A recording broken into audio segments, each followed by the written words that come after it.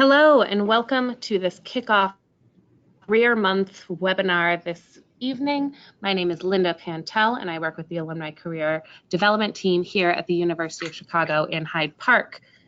Career Month in November is where we are bringing to you a month full of free online career webinar programming tailored for U Chicago alumni of all degree types, years, industries, and backgrounds. Each program is an opportunity to learn from successful Maroons who are leading at the top of their fields.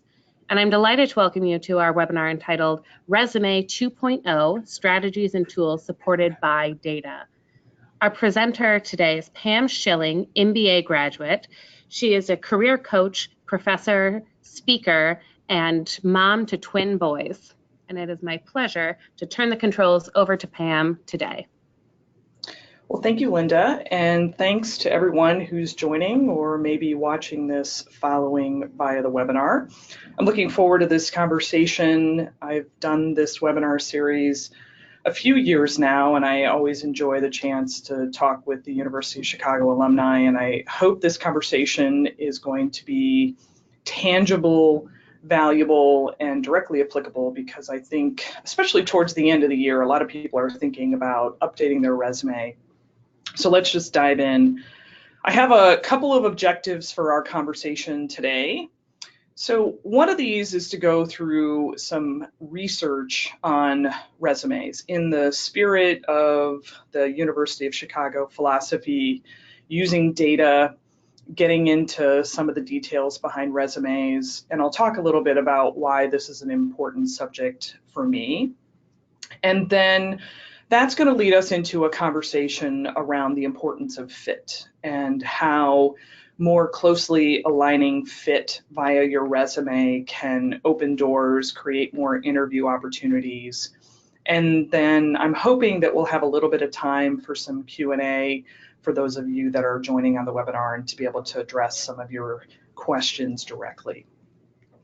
So by way of introduction, some of you may have had a chance to look at my background and my profile. I am presently running a company that focuses on career strategy and career technology.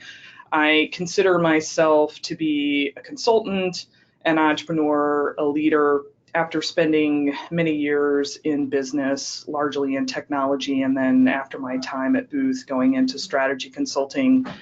I followed some of the things that were really important to me, my passion, which is around helping individuals pursue their career interests, their goals, and bringing some of the tools and strategies and insights around the hiring process and what helps navigate careers. I built an organization to do that, and it's something that I love doing, and I'm glad to be able to share some of my work with you all today. In this time over the years, there's a lot of things I've learned in my own roles, hiring people, assessing candidates. There was a small period of time I went back to Booth and I worked in the career office. It was incredibly insightful to get a chance to work on the other side of the table and work closely with companies. And then over the many years, I would say I probably reviewed 5,000 to 6,000 resumes. I do mock interviews. I've seen all different kinds of professionals, people who are in business, people outside of business, in academia, and there's just a lot of takeaways. And I'm a curious person. I'm constantly trying to understand the hows and the whys and the whats. And some of that led to the research that I'm going to be talking a little bit about today. So one of the things I want to do is establish some context. There's a large group of individuals that are joining us today. Probably more will have a chance to watch this via the webinar. And one of the things that's often very common when you're interested in career support is that you want to do something relative to a job change. And many different circumstances exist when that's the case. So it could be that you want to move into a startup company, maybe you want to move to a nonprofit, maybe you want to pursue something in a more growth-oriented organization. You've worked for smaller organizations, you want to move to a bigger, larger, more prestigious, well-known brand. You might like the challenges of a turnaround. Maybe you want to go to a smaller company, something in more of the mid-market space. And all of these different scenarios moving from where you are now to that new place, even if it's the same type of career path, it creates a lot of obstacles for you as a job seeker. And many of the individuals I work with professionally, they have some of the best credentials, the best backgrounds you could possibly imagine. Many of them just like you. Other people have different backgrounds that maybe have some holes, some gaps, aren't so shiny. But all of us are still trying to pursue that next opportunity, that next role, or fit to whatever our circumstances are. The obstacles are very similar as a job seeker. So one, you need to align your background to the kind of organizations that you're going after. You need to be able to tailor your resume. That's probably not new news. You've probably likely read that or heard that. And ideally, you want to be able to match the experience you've had in the past to the future, which includes the kind of organizations, the requirements of the job, the individual who's going to be hiring you, and then the environment or the circumstance of the particular companies that you're looking at. And that's something that we're going to talk a little bit more deeply about in just a minute. Now, on the flip side, and something that we don't often consider, are the obstacles of the hiring manager. So the person who's evaluating you, who has the position open. That person, in many ways, is trying to find the perfect fit, the candidate that's going to fit into the team and to bring a contribution to the organization. One of the things I see sometimes with the individuals I work with and I have a chance to talk to is that we spend so much time thinking about our own background that we don't often put our shoes into or put ourselves into the shoes of the hiring manager and what their mindset is and what the kinds of things that they're thinking about are. And so that's going to be a focus of our conversation as well. So it leaves us asking a lot of questions about our resume. What are the right attributes? What are the things I should highlight? What should I include? What should I not include? What format? How much detail? How little detail? How many pages? All of these are questions that tend to come up again and again and again, and I think they're fair questions to be asked. And one of the things that some of us find in putting together our resume is that it could be hard. And sometimes we don't anticipate how hard it's going to be. And really, the question comes down to, why is it so hard? Well, I think there's a variety of reasons for that. Some of you may have your own perspectives. You know, there's a lot of information in the environment today with our access to what's on the internet, with podcasts and opinions. There's so much information out there, and trying to narrow it down, it feels a little bit overwhelming at times. It's also sometimes a moving target. Things change, not everybody has the same opinion. And quite honestly, it's much easier for people to apply for jobs in this day and age with all the technology that exists. But still, at the end of the day, we don't often get the kind of results that we want to have, even though we have incredible experience. And so over the years, some of the work that I've done is tried to focus on developing resumes that really get the attention of a hiring manager in a much more efficient way. So Linda very kindly shared with some of you some handout materials. I'd like for everyone to take a minute. You won't have a ton of time to go through this at this stage, but it'll be something that you could take a look at after our webinar. And in those handouts, I've given you a couple of things. So one is an organization and a job description. So this is typically what you might find in a job posting if you're looking at something off of the university website, if you're looking at LinkedIn or Indeed jobs, and it's very common. These job descriptions might even be things that some of you have written yourselves. Then I've given you a couple of resumes, 2 resumes in fact. If you look at them side by side, or if you scroll back and forth between them, if you're looking at it electronically, you will see 2 candidates that look very similar in a lot of ways. And the question is, number one, which resume is better suited to the job, which is a product manager, kind of a typical high demand job right now in the business environment. Which of those two resumes fits the product manager a little bit better? And then if you read the two resumes, the second question would be, which of them fits the company a little bit better?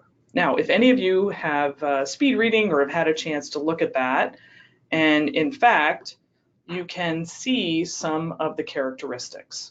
So when it comes to the product manager, both resumes represent someone who has very strong product management experience for their years of experience.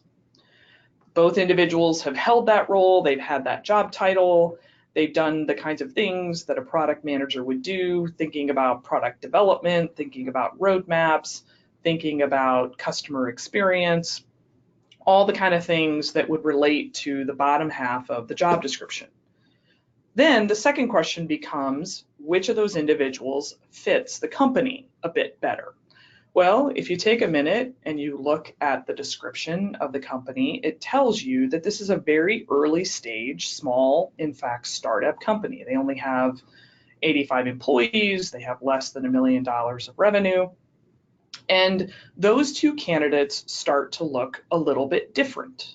So one has worked in more startup-like environments. They've worked in smaller companies. They're used to working in a company that's venture-backed. The other individual has worked for larger, more mature companies. Now, they both have great experience. But if I'm the hiring manager based on that job description, which person might stand out? Well, the thinking would be that if you better understand the stage of the organization and you map to that, you fit to that, you're very likely to get a little bit more attention by a hiring manager. So in fact, the first resume might fit a little bit better. There are some key words. There are different ways that the companies are described. The size of the companies are included. The person's educational background emphasizes entrepreneurship, which might lend itself to a startup. Excuse me. Now, you might be saying to yourself, well, look, these two individuals, they have experience, they have certain credentials, they have worked for certain types of companies, and that might be true. However, many of us have worked in a variety of different circumstances, and what we're trying to do is we're trying to highlight via our experience and keywords and the conditions that we've worked in, those things that map to the companies that we're going to be applying for. And that's really something that I want to emphasize over the next few minutes of our conversation.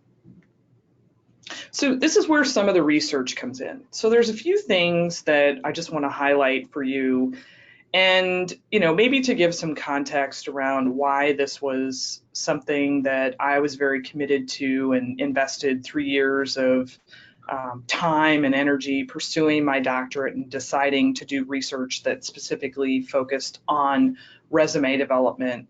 I think a lot of it had to do with, one, anecdotally, whenever I would talk to people about resumes, they often gave an opinion, or in many cases, they gave lots of different opinions. I heard so much disparate information, and I continue to do, that for me, it just felt really important to go back and try to understand the fact base. And if I'm going to be providing guidance as an advisor, I'd like to know that there's some data and some facts behind that advice. And so it felt really important to me to do this research. And so I want to share with you a few of the things that I found. This is just the tip of the iceberg. But again, it should showcase some of what is accessible to us if we do a little bit of digging. So one of the things I found in a Harvard Business Review article was a statement that actually made a lot of sense to me. And this is by an individual, Amy Gallo, who wrote an article about resume writing. And her comment was, the resume, there are so many conflicting recommendations out there. And then she began the rest of her article. And that really resonated with me because, again, this was something that I was constantly facing in my work with clients and students and in the career offices. Everybody had an opinion. And So I thought this was a great backdrop to begin to execute a research framework. So one of the things that I focused on in my research is this idea of fit. And what does it really take to get hired? And what are some of the key considerations of a hiring manager? And what does fit actually mean? Because again, there's lots of opinions, lots of anecdotes about this. Well, in fact, there's a number of different areas of academic research that describe fit. And one of them is the importance of the resume screen. None of this is probably unusual. We know that it's important, but there's actually some different attributes to the resume screen. And I'm going to briefly touch upon these momentarily, but some things that you'll hear me talk about is this idea of PX fit. And X meaning it could be a variety of different factors or different dimensions of fit. So we're going to speak about that and how your resume can actually contain this various information that conveys different types of fit. The other thing that's important to understand, and research again has shown this, is that the content of your resume is often used by a hiring manager to not only assess your abilities, but also to see what kind of interests you have and the personality that you have.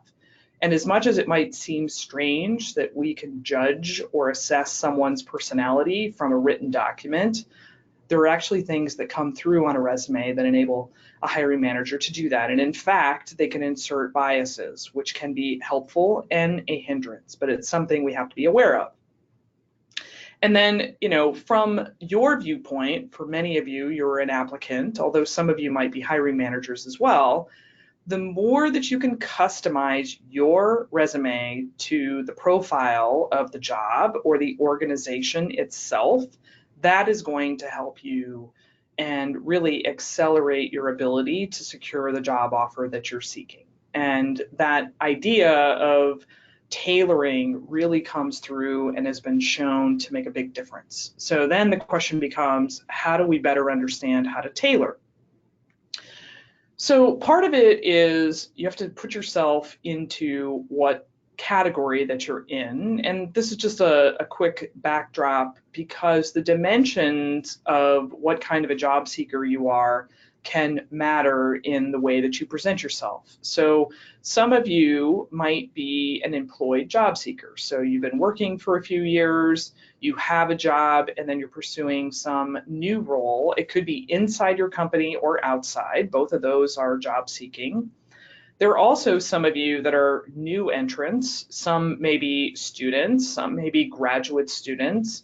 Really, this is someone who's in school in some type of academic program up to really about a year after graduation. Those are those entry-level roles for someone holding your degree. There also may be individuals who are in fact unemployed for some circumstance, voluntary or involuntary, pursuing a new opportunity, pursuing part-time work, those sorts of things. And then obviously there are people that are outside of the labor force. So really trying to think about what category you're in can help. That might seem very obvious, but the research and the information that is out there is different based on the kind of job seeker that you are. I'll give you an example. I have a client right now who just finished a master's level program in engineering. That person was putting together a resume particularly and referencing a lot of the advice that is for someone who was really more of an experienced professional. So their resume didn't look right for the type of job seeker that they were. And in fact, the resume wasn't necessarily yielding a lot of good results. Someone who has been out of the workforce is going to look a little bit different and can present their background a little bit different.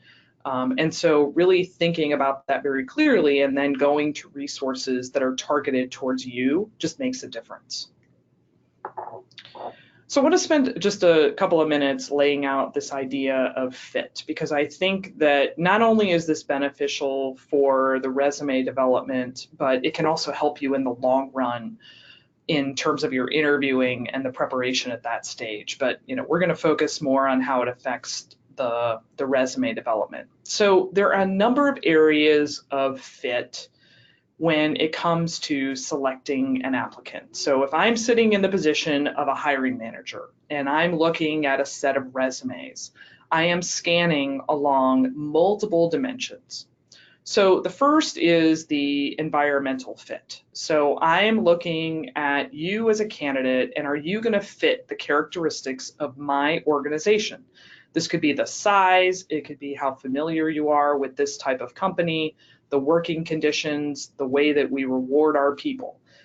This is something that if you're an individual who, say, works in a nonprofit setting and you're trying to get into the private sector, if you've worked in academia and you're trying to get into the business environment, or if you've been a business person and you want to now go into teaching, those environmental characteristics are very different across organizations. And so keeping them in mind and tailoring your resume can make a big difference. The second area of fit is probably the one that we are most commonly aware of, and that is the person job fit. So this is the type of knowledge, skills, abilities, aptitudes that the job requires for you to perform successfully in the future, and then that is matched against the experience that you have in the past. I think most people understand the concept of PJ fit. The idea of KSAs, knowledge, skills, abilities, those are regularly talked about. But again, there's still some research and rigor and tailoring that can be built into a lot of our resumes.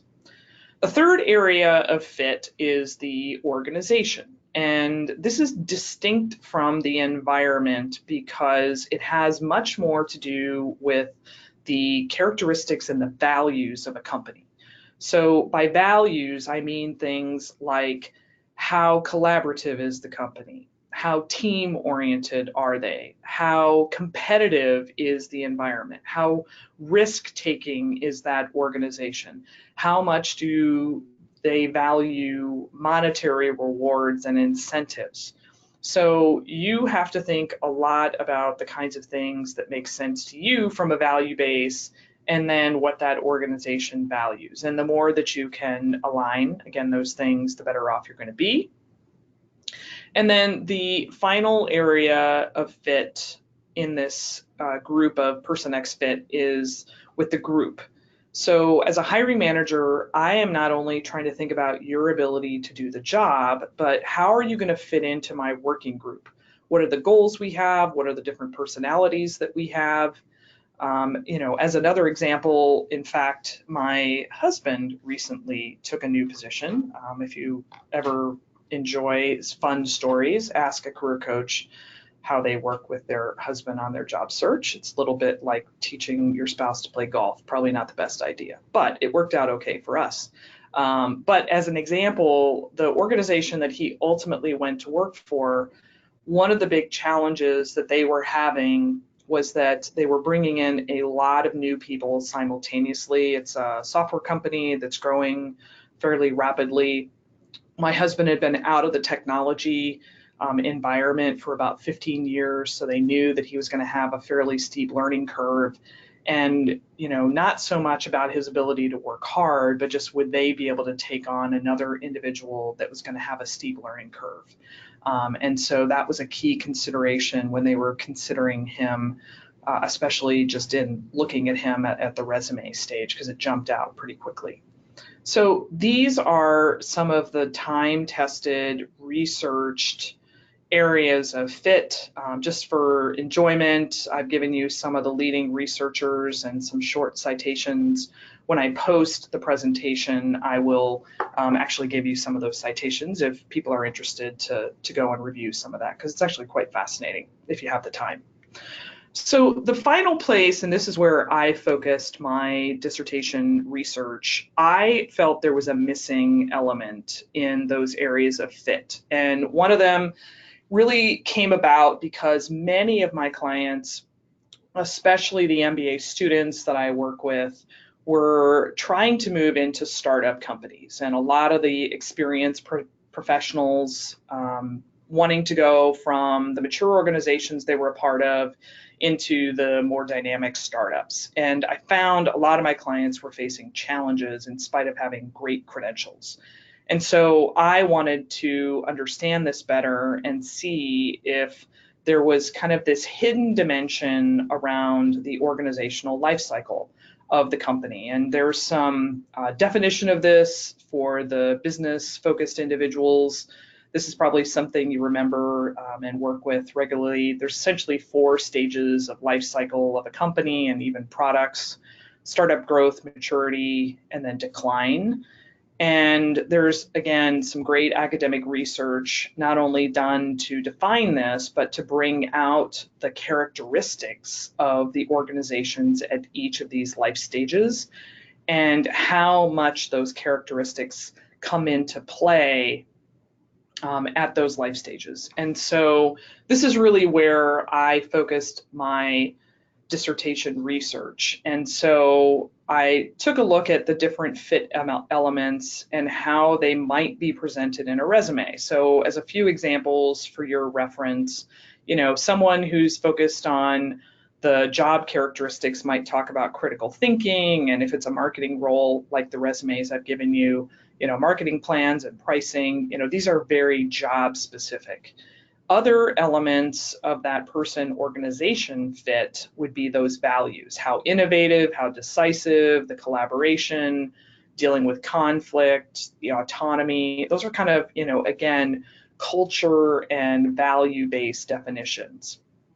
And then from the Miller and Friesen work, I drew out how a company operates at a given life stage. So what are some of the elements of their strategy, the type of situations that they are sitting in relative to the competition, the structure of the organization, which is often their governance and how they oversee the results of the business, the decision-making styles, and tried to evaluate if this made sense and was a factor in assessing a candidate.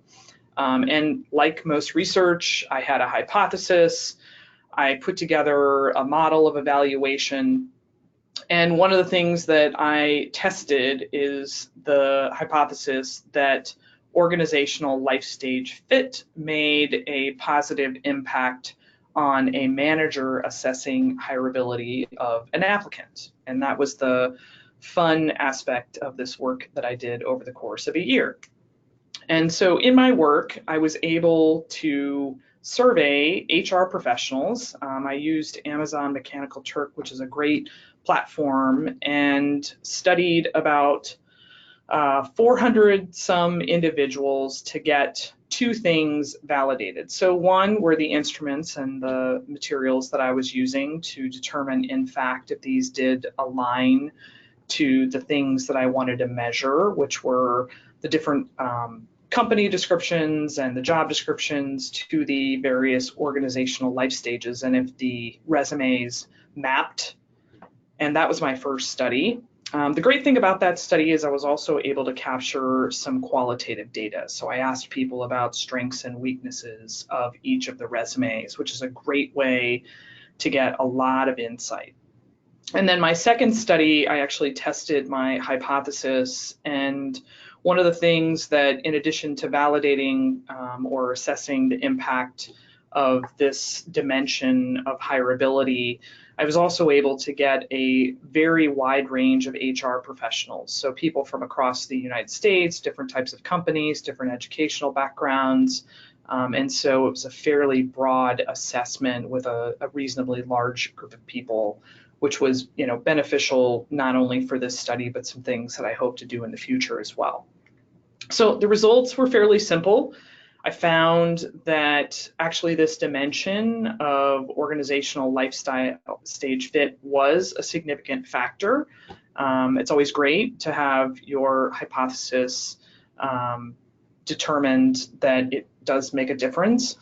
And one of the things that I was able to see was that there are some really big implications as a job seeker in putting your resume together. So really thinking about ways that you can tailor your resume to increase the fit to make it even clearer. Think about it like putting a key and unlocking a door and not having to jimmy that key. The better the fit of that key, the more easily that door is going to open. The other thing that this showcased and gave, me some, I guess, greater comfort about, and maybe even more commitment to in my work, and what I would share with you, the more that you can know about the companies that you're targeting and applying to, and knowing about what that company is doing, what their position is, where they are in their life stage, their priorities, it's going to help you as a job seeker, and it's going to help you tailor your resume.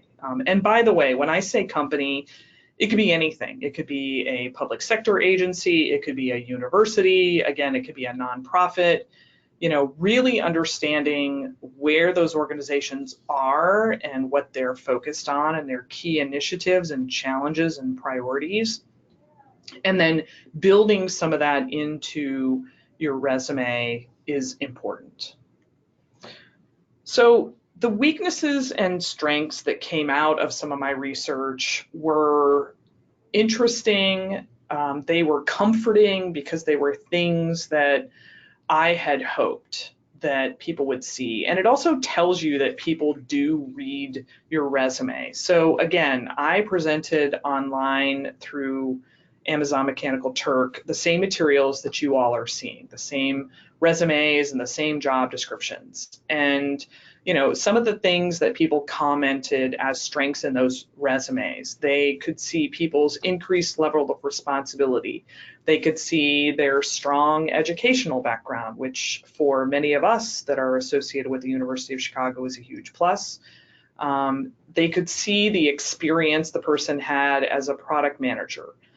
Several people commented how these applicants showed their ambitions, which is a personality characteristic. And that's what I thought was so great, to see that degree of motivation.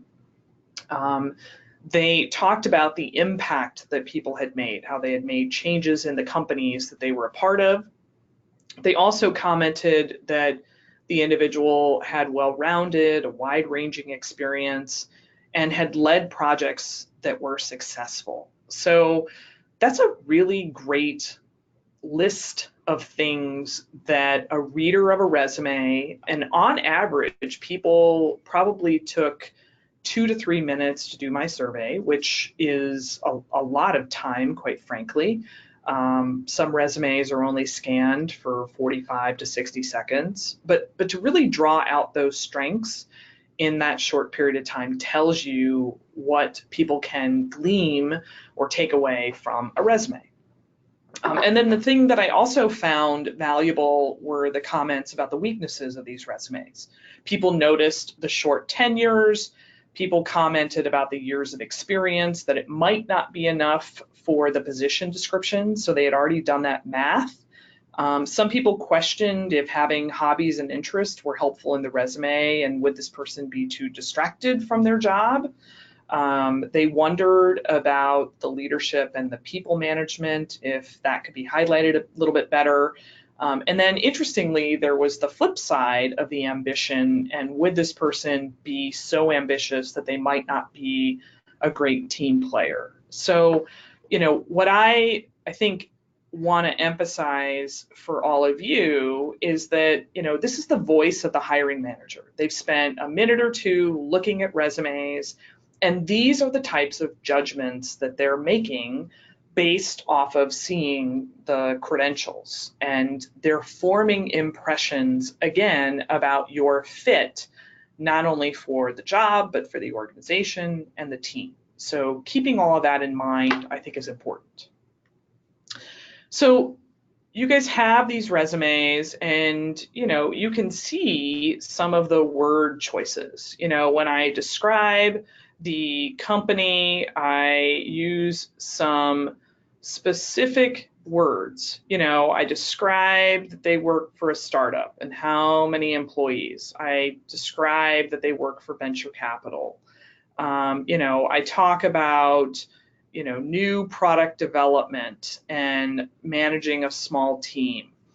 Again, there's a startup and launching the first headphone product.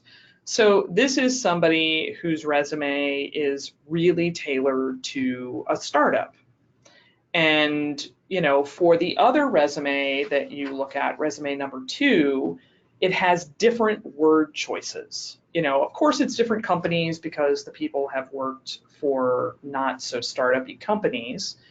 But if you had experience at a larger company and you wanted to tailor it to a startup, you might be able to highlight certain things and then de-emphasize other types of things. So those are some, you know, word choices that we can use to kind of pick what we talk about and the way we talk about it in our resumes.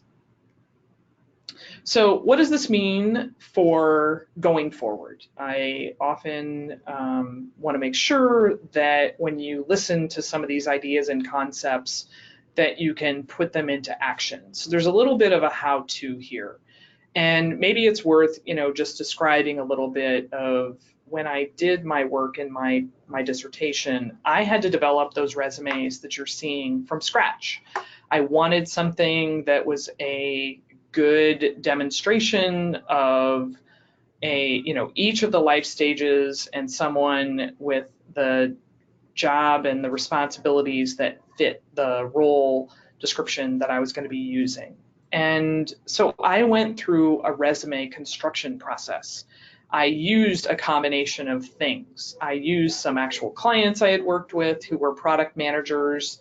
I used different job descriptions that I pulled off of the internet at different types of companies. You know, I went to Hasbro and I went to Melissa and Doug and I went to these different toy companies and I actually looked at their existing job descriptions. I went out to several colleagues of mine who are in the product management space once I had the resumes developed to ask them if these made sense. And I tried to go to people that I knew in more of the startup environment as well as larger companies. You know, so I did a lot of, I guess, referencing and digging to develop these resumes. And I think it's the same type of thing that I would encourage you to think about when you're building your resume. I mean, even knowing our own experience, sometimes we have to step away from it and rethink how we're going to put this content together. So let me define a few steps for you then.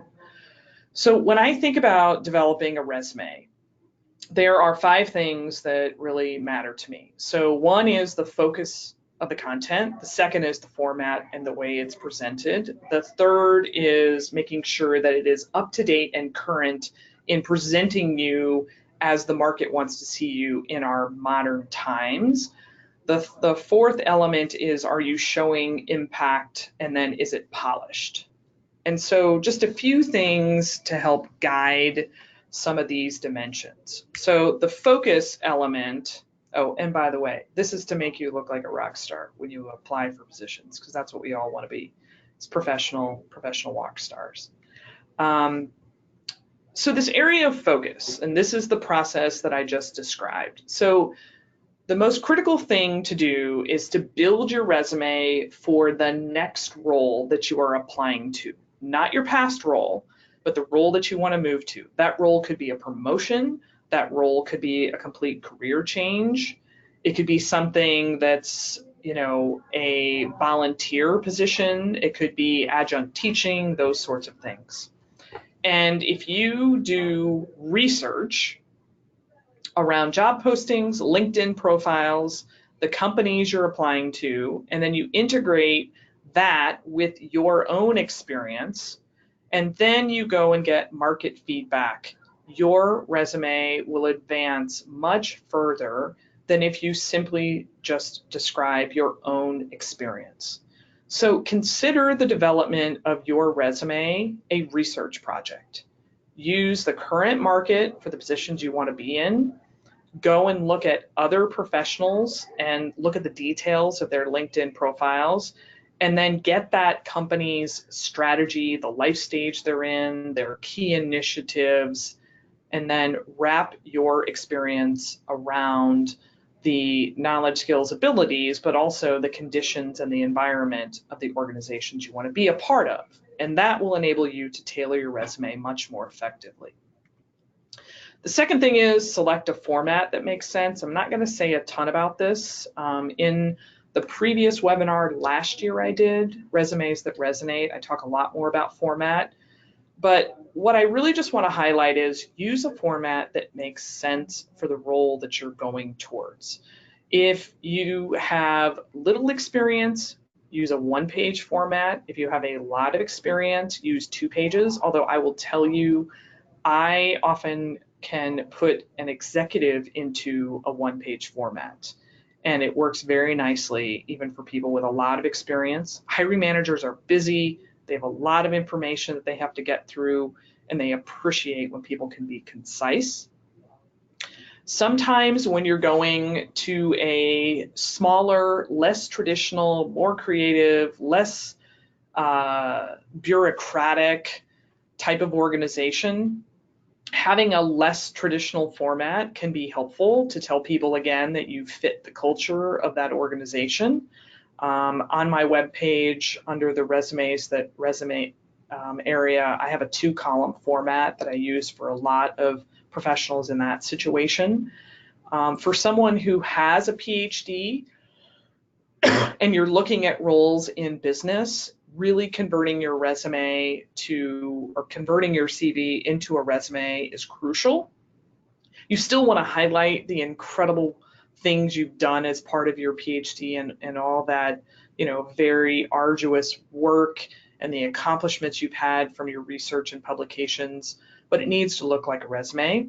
And then the opposite is the case. I see a lot of individuals as business professionals or in other fields that want to move into adjunct or clinical or, part-time faculty. And you really need to think about doing more of a CV to show that you get the academic environment. So think about that. And then this idea of being current to the market. So I've listed a few things here. These are just a handful, but these days we don't include objective statements. We don't talk about references on our resume. We hope that people are using some of the more current email providers. There is this concept of, are you less nimble in your thinking? Are you more up to date in the current environment? Your email address, your email domain can actually demonstrate that. Excluding information that doesn't contribute. If you have a phone number on there, it's a phone number. If you have an email address, it's an email. It doesn't need to be described as such. Including your mobile phone versus your home phone or your office phone can be helpful because people want to know where to contact you. Having projects that you delivered and impacts, and avoiding this idea of responsible for. People want to know what you've delivered to your organizations. These are some of the more defined market trends. And again, I read a lot of articles. This came through in some of my own research. And then the fourth element of impacts, these days of whatever role, again, you all are pursuing, organizations want to hire problem solvers. They want people who can create lasting change, who can deliver benefits, who can deliver tangible impacts. So the more that you can highlight this, the research here is about looking at your own work. Gather the numbers, the dollar values, the percentages, using powerful words to describe the things that you've done. Don't just state what you've been responsible for. One of the tests that I use is if I took your name off your resume, would it just describe anybody in your position? By having these types of impacts, I know what you've done. I know the results of you being in your role. Of the many things that you can research, your own work and your own experience and really thinking about this can make a significant impact in getting the attention of a hiring manager. And then finally, I mentioned this, but I'll state it again, you can showcase your personality. And this is something that in a very slight way, organizations are looking at. And so the way that you polish your resume can highlight these things. You know, are you an intelligent, imaginative person? Are you goal-oriented and thorough? Having a messy resume does not convey that you are thorough and detail-oriented. Are you more introverted or extroverted? Ultimately, organizations want people that are assertive. So talking about initiative and the things that you developed on your own can be important. The element of agreeableness, we want people who think about the team, who are loyal, that we can trust to make good choices. And then finally, kind of this category, I hate the word neuroticism, but it's the way that the big 5 personality characteristics have been defined. Ultimately, we are looking for people who are confident, who are comfortable with themselves, willing to take risks. And again, this depends on the organization. So you have to balance these elements of you and your personality to those organizations that you're applying to and what fits their environment and their culture and their life stage. And the better that you can align these, the better off you're going to be. All right, so as a final couple steps, and then we might have just a few minutes for questions via the chat or Linda, however you want to take those. So as next steps, I've given a few things. So one is inventorying your own experience. This is where your research really ought to begin. What have you done, the kinds of projects, the change you created, the impacts that you've generated. And if you can quantify them all, the better. The second area of research is through job postings, going to the roles of interest and similar roles as yours, looking at the next level if you're thinking about a promotion, and really trying to draw out what it is that you're aiming for and analyze and evaluate the job descriptions. The third thing you can do is, frankly, stalk people on LinkedIn. To do my dissertation work, to develop the resumes that I did, I must have looked at about 40 or 50 different individuals who are product managers. Don't worry about stalking people. Their profiles are public. You're trying to find people that actually have content in their profiles, and it's just a great way to get some further validation. Build out your resume bullet, be as detailed as you can, and then think about that format. And again, I often suggest trying to do 1 page, although that may seem daunting for many people, but it really does make a difference. And then finally, I want you to put yourself constantly in the mindset of the manager. Here's what managers are thinking when they're trying to hire people and they're looking at candidates. So one is, you know, I just got this really messy resume, it's not aligned, it's got spelling mistakes, is this person lazy? Can I brag to my fellow leaders when I hire you? Managers like to brag about the people they hired. Oh my gosh, I just hired this amazing person, I think we're so lucky. You want to be that person. Also, as a manager, I have sleepless night issues, and I am looking to hire people who can help me solve them. So if you can demonstrate that at first by way of your resume and then ultimately in the interview, that's going to get my attention. How much work is it going to take to train you? The less, the better. Although some people are willing to train, you have to figure that out in your research. Are you going to get along with other people on the team? Are you someone who can handle conflict? Can you handle the conditions? Trying to showcase some of that team ability is important. Are you someone that looks like you're going to come and go quickly? Even in the environment today, people are hesitant for short tenured professionals in your prior roles. And then finally, are you going to be too demanding? I hear this a lot from colleagues of mine who are in HR and business roles. You know, they see someone with amazing credentials. Good organizations will compensate you, but then there can be those individuals that are just overly demanding, and somehow that comes across in the resume. And so how do you tackle some of these questions or concerns? You put together a great resume. At the first stage, the resume is the starting ground. It's not going to get you the job offer, but your goal at the stage of the beginning is to get into the interview setting where you can talk more directly with a hiring manager. All right, so There's a lot of information there. There's probably a few questions or 100 questions that you might have, but hopefully this spawns some interesting ideas. And, Linda, I think we have 5 minutes or so. I'd be happy to take a few questions either, live or on the chat, whatever makes sense. Excellent. We're getting a ton of wonderful questions, and that was a lot of great content. So we can power through these. Can you explain or clarify the difference between like tailoring on a resume and tailoring on your cover letter? Yeah, that's a great question.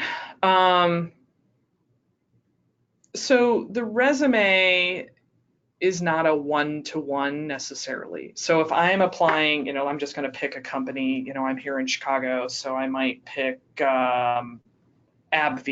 I've had somebody I'm working with that's been looking at AbbVie, so a pharmaceutical company. In your resume, you may have a broad set of skills, and let's say, again, you're looking at a research position or a marketing position, and you would cover some of that, and maybe you would have a bullet or two that addresses pharmaceuticals or different areas of health and wellness. So in your cover letter, though, the cover letter is going to specifically say, I'm excited about working for AbbVie. The company is pursuing some of these areas of, medical development, R&D. I'm super excited to be a part of that. Here are 2 or 3 things that I want to highlight that I think would be incredibly valuable that I would bring to your organization. I've done this research. I've done some networking with some of the professionals at AbbVie, and I'd love to come into the organization and help contribute to the initiatives that you're pursuing, right? So the cover letter is very, very company specific, where the resume is likely to be tailored to the role. And then, and it just depends a little bit on how specialized the job is that you're applying to, right? And in your resume, you can't express all of those sentiments about exactly why you want to work for the company. So hopefully that gives some clarity about the definition or the role of the cover letter versus the resume. That's helpful. Here's a question about career switching. If you want to tailor your resume to be relevant to a new field, but you also want to show that you're capable of delivering results, should you still use the space to highlight past achievements, even if it might be irrelevant to the industry you're switching to? Oh, for sure. For sure. So I work with a lot of career changers. I work with a lot of the MBA students that are moving from, I'll give you a somewhat extreme example, someone who's a former teacher in high school who now wants to be a strategy consultant. The good thing about both those jobs is there's a lot of conflict resolution. And the idea is to really know the outcomes of the job that you're going to, what the expectations are, and then to show that you're a results-oriented person. Now, in the case of a teacher, they may have, achieved certain results by way of test scores and classroom outcomes or doing things within a school. That's still results orientation. It's still delivering an impact and driving change. So the idea is to take the work that you've had and to showcase this core skill, which might be driving results. So if you know that new position and what the expectations are, you can highlight it, and then by way of example of your prior experience. So a career switcher, this is probably even more important, just to be able to build the bridges as best you can. Another question in that vein, the question is do you must include job titles in your experience? There was some concern that certain job titles might pigeonhole an applicant into a very particular set of characteristics. How would you advise? It's a great question. So I have a couple of, if you would, rules that I use. So one is, we should, I mean, I'm just going to say it like very direct. We should not lie in our resume. We all know that. But we can in our resume be a little bit liberal in the way that we describe our job. So I do a couple things. So for example, I'll work with people and their job title might be engineer 3. I have no idea what that means. Well, really that person is serving in an R&D role. Or in some cases, it's a product development role. Or in some cases, it's a consulting role, or it's a sales role. So what I often do is one of two things. I either add a more functional description on that title line, or right below the job title, before the first bullet, I will add a short role description to put my position in context. And in some cases, you can change the job description because, or your job title, because your company might use a job title that is not paralleled in the general marketplace. So for example, I had a job title at one of my consulting firms. I was called senior associate. In most consulting firms, that title is manager. And so I've changed it on my resume. The thing I always say is, if someone that you worked with looked at your resume, would they be uncomfortable with the title that you've chosen? So those are a couple different techniques. Great. A few rapid fire formatting questions. Would you advise putting a summary at the top of your resume, or is that older fashioned? I go 50-50 on it. If you have the space and you can keep a 1-page resume, or if you're doing a 2-page, you need 2 full pages, yes, use it. If you write it, it should be in short sentences, not long paragraphs. There's I would say half the market likes summaries, half don't. If you're going to use it, be very purposeful and spend a lot of time and then get feedback on it. Great. Do you have to include graduation years from education, especially if you have concerns about ageism? People can do the math. So everyone I work with, I just say put it on there. People will figure it out. And ultimately people are going to meet you and they're going to figure it out. So yes, there is age bias in the marketplace, but there's also a lot of value from wisdom and experience. And if an organization has age bias, you don't want to work for them anyway. Great question, or great answer. Do you have a response or a recommendation on how many years of experience you should include on a resume? If you have more than 10 years of work experience, how do you decide what is the most relevant to keep on a resume? So I have 30 years of experience. I have everything from my first job out of undergrad. I include no details or bullets for about the first 8 years of my career. So kind of for me, pre-MBA, I just have the companies and the job titles. Employers and hiring managers like continuity. If you have something missing, it shows a gap, it makes people edgy. You can de-emphasize content that's probably about more than 5 years old, unless it's extremely relevant. So if you think about it, today through about the last 5 years should be the most content. Beyond that, you should have the best of the best of the best of, and then those early years, you might not have any content at all. How many hours would you recommend spending on this type of tailoring on a resume? I mean, that's a great question. I mean, I can say when I wrote these resumes for my dissertation, it probably took me